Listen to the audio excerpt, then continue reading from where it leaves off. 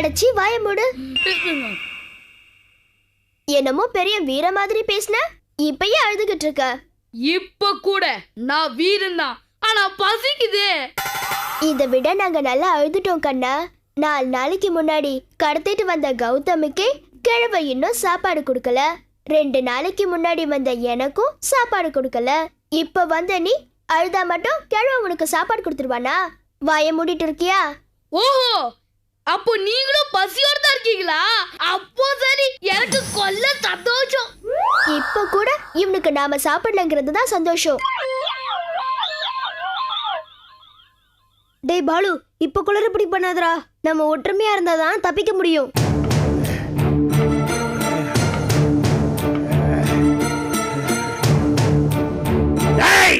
ஆடி முட்டாள்களா, தப்பிக்கவா பாக்குறீங்க? எப்படா தப்பிப்பீங்க சொல்லுங்க. வெயிட் பண்ணி கிளவா, தப்பிச்சிட்டு எப்படி தப்பிச்சோன்னு வந்து சொல்றோம். டேய், அடிச்சனா அப்பளம் ஆயிடுவீங்க. கூண்டுல போட்டு கொழுப்படங்களையா உங்களுக்கு? ஏய் கிளவா, உனக்கு தில் இருந்தா உன் மந்த சக்தியை யூஸ் பண்ணாம என்கிட்ட பேசி ஜெயிச்சு போற பாக்கலாம். அடச்சி, நான் என்ன உன்ன மாதிரி வெட்டி பையன் நினைச்சிட்டியா? டேய், நான் மந்திரம் தெரிஞ்சவன்டா, ஜாக்கிரதை. இப்ப வேணா இல்லாம இருக்கலாம், ஒரு காலத்துல கௌரியும் பெரிய மந்திரவாதி தான். கௌரி உன்னை விட பல பூதங்களை அழிச்சிருக்கா. இவனுக்கு மட்டும் என்ன, இவனையும் கௌரி கூடிய சீக்கிரத்துல அழிக்க தான் போறா. கௌரி என்ன அழிக்க போறாளா? அதையும் பார்த்துடலாம்டா. டேய், முதல்ல உங்க 3 பேரையும் கொண்டு போய் பாதுகாப்பா வச்சுட்டு அதுக்கப்புறம் அந்த கௌரிய நான் பாத்துக்கிறேன்.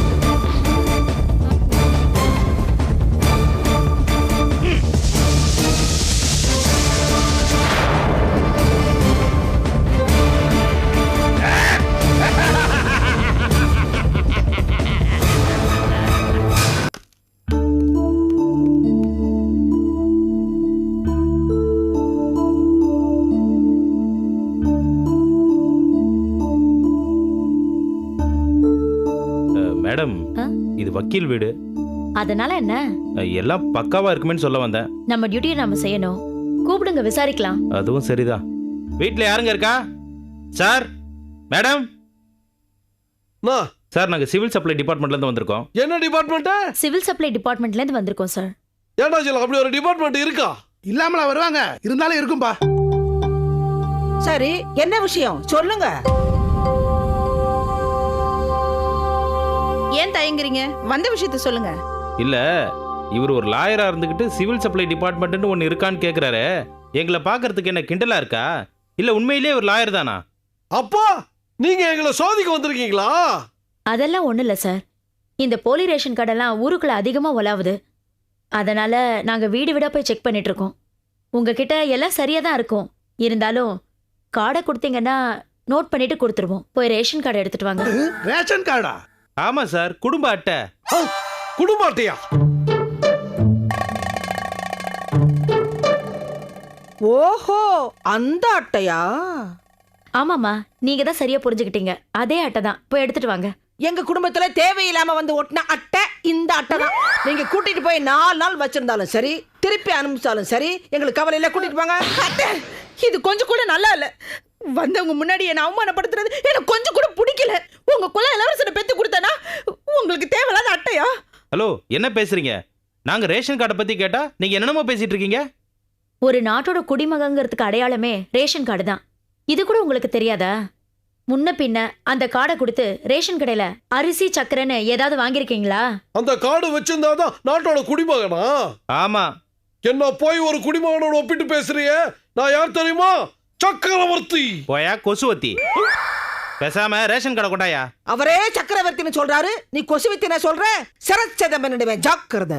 என்ன டிராமா டைலாக் பேசிக்கிட்டு இருக்கீங்களா? ஒட்டு மொத்தமா குடும்பத்தையே கூண்டுல ஏத்திடுவேன், ஜாக்கிரதை. ஐயோ மாமா, இது நம்ம பரம்பரைக்கே இழுக்கு. ஏய், என்ன இழுக்கு அழுக்குன்னு? நாங்க யார் தெரியுமா? அரசாங்க அதிகாரி.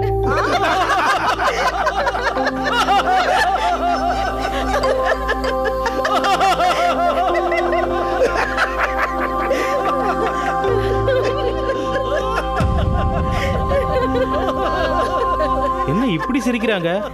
சரியான லூசு குடும்பமா இருக்கும் போல இருக்க. ஆமா ஆமா. ஒரு அரசாங்க அதிகாரி அரசனையே விரட்டுவது வேடிக்கை. வேடிக்கை என்ன வேடிக்கை? மானம் போகிறது புராணனாதா? ஏன் எதனால மானம் போகுது பாட்டி?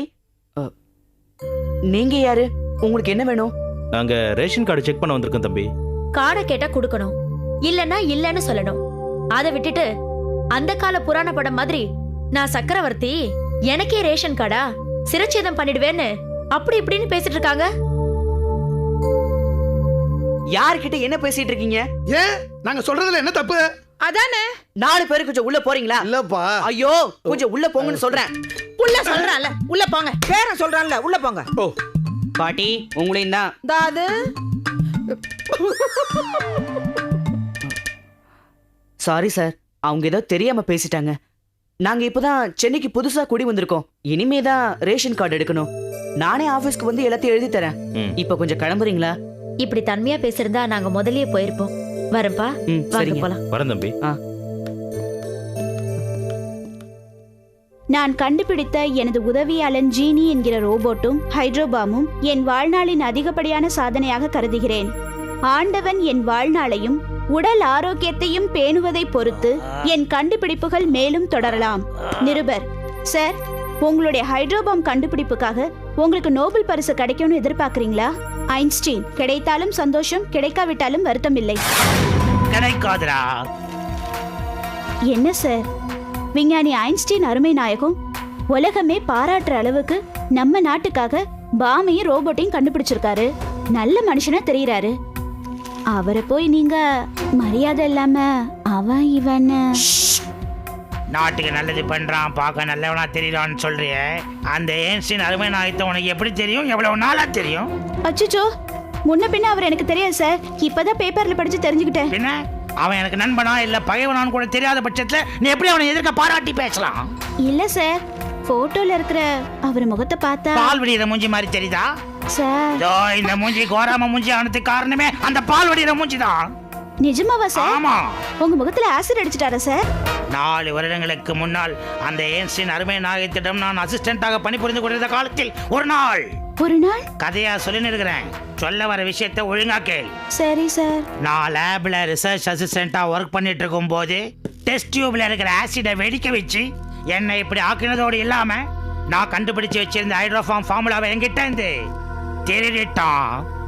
அந்த ஃபார்முலாவை திருடித்தான் இன்னைக்கு ஹைட்ரோ பாம் ஒன்ன உருவாக்கி உலகமே பாராட்டுற அளவுக்கு நோபல் பரிசு வாங்குற அளவுக்கு பேர் வாங்கிட்டான். சார், நோபல் பரிசுனா என்ன சார்? குலுக்கல் பரிசா இல்ல லாட்டரி சீட்டு மாதிரியா? இந்த மாதிரி ஒருத்தைய வச்சுக்கிட்டு நான் எப்படியா அந்த ஏன்ஸ்டீன் கிட்ட இருந்து ஃபார்முலாவை மீட்க போறேன்னு தெரியலையே. சார், அந்த மாதிரிலாம் நான் தப்பா நினைக்காதீங்க சார். சில சமயம் நான் தத்துன்னு உளறுவேன். மத்தபடி நான் ரொம்ப பிரில்லியன்ட் சார். எஸ், 10,000 ரூபாய் மாசம் சம்பளம் வாங்குற வேலையை நீ கேப்சர் பண்ணும்போதே நீ ஓரளவுக்கு புத்திசாலின்றதை நான் புரிஞ்சுக்கிட்டேன். ஆனா நோபல் பரிசுனா என்னன்னு இந்த மாதிரி கோமாளித்தனமான கேள்வியை கேட்டு என்ன இந்த மாதிரி அடிக்கடி டென்ஷன் பண்ணாத. இல்லை, நீ மட்டும் எனக்கு துணையா இருந்தேன்னு வச்சுக்கோ, என்கிட்ட இருந்து ஐன்ஸ்டீன் திருடிட்டு போனானே அந்த ஃபார்முலா, அதை மறுபடியும் நம்ம அவங்க கிட்ட பறிச்சிடலாம். சார், திருட்டு தான் சார் உலகத்திலே மிகப்பெரிய குற்றம். உங்ககிட்ட இந்த ஃபார்முலாவை திருடின அந்த ஐன்ஸ்டீனை சும்மா விடக்கூடாது. நீங்க அதனால என்ன வேணாலும் பண்ணுங்க சார். நான் உங்களுக்கு துணையா இருக்கேன் சார். நீ எனக்கு துணையா இருப்பேன்னு சொன்ன உடனே என்ன அறியாம எனக்குள்ள ஒரு யானை பலம் வந்த மாதிரி ஃபீலிங். போங்க சார், என் உடம்ப பார்த்தே என்ன கிண்டல் பண்ணாதீங்க. But I like it.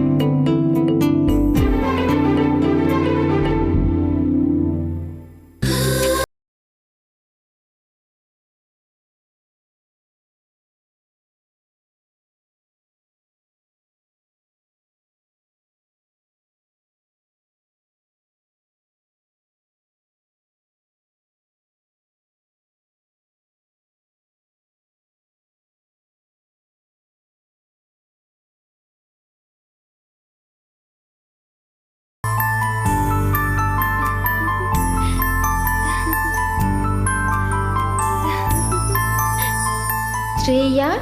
பேசுமா. நீங்க யாரு? நான் தேவதை, வானத்து நட்சத்திர தேவதை. உனக்கு அம்மா இல்லையா? அதான் உன்னை பார்த்து அன்பா ஆறுதலா பேசி உன் தோழியா உன் கூட விளையாடி உன்னை சந்தோஷப்படுத்திட்டு போலான்னு வந்தேன். அப்படியா? ரொம்ப சந்தோஷம். எனக்கு அம்மாவும் இல்ல ஃப்ரெண்ட்ஸும் இல்லைன்னு உனக்கு எப்படி தெரியும்? எனக்கு எல்லாம் தெரியும். நான் தான் வானத்துல இருந்து தினமும் உன்னை பார்த்துட்டு இருக்கேனே. அப்போ ஏன் என்னை இவ்வளோ நாளா பார்க்க வரல? உனக்கு நான் யாருன்னு புரிஞ்சுக்கிற வயசு வந்தாதானே நான் உன்கிட்ட வர முடியும். ஓஹோ, அப்படியா? ஆமா, அப்படித்தான். உனக்கு என்ன வேணுமோ கேளு. நீ நட்சத்திர தேவதை தானே? இங்க நட்சத்திரங்கள்லாம் வரவை பாப்போம். இதோ.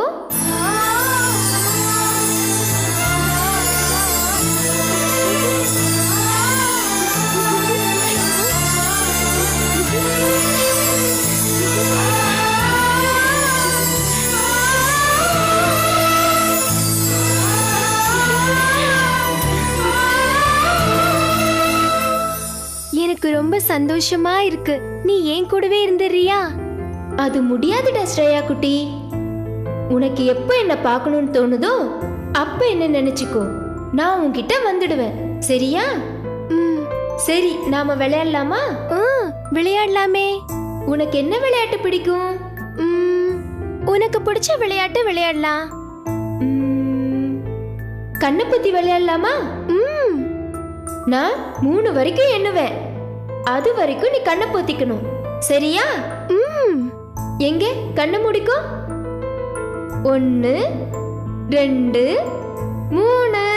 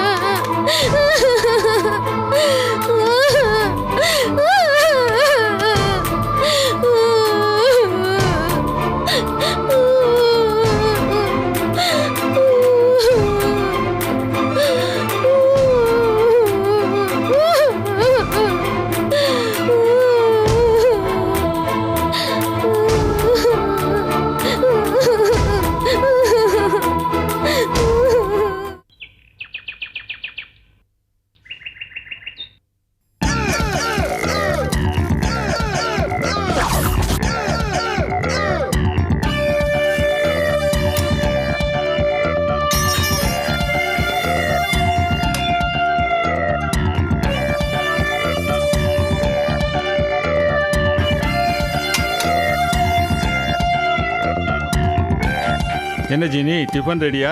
சூடான முறுவலான தோசை உங்களுக்கு ரெடியா இருக்கு சார். உங்களுக்கு தோசைக்கு தேங்காய் சட்னி வச்சிருக்கேன், முருங்கக்காய் சாம்பார் வச்சிருக்கேன். நீங்க எதை வேணாலும் சாப்பிடலாம் சார்.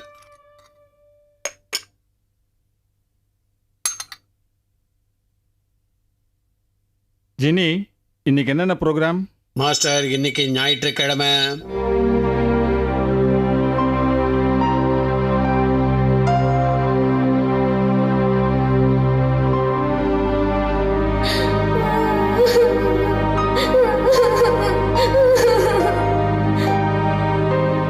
எல்லா ஞாயிற்றுக்கிழமையும் எந்த ஒரு முக்கியமான வேலை இருந்தாலும் அந்த வேலையெல்லாம் ஒதுக்கி வச்சுட்டு முக்கியமான ஒரு இடத்துக்கு போகணும், எனக்கு ஞாபகப்படுத்துன்னு நீங்க எனக்கு ப்ரோக்ராம் பண்ணி வச்சிருக்கீங்க சார்.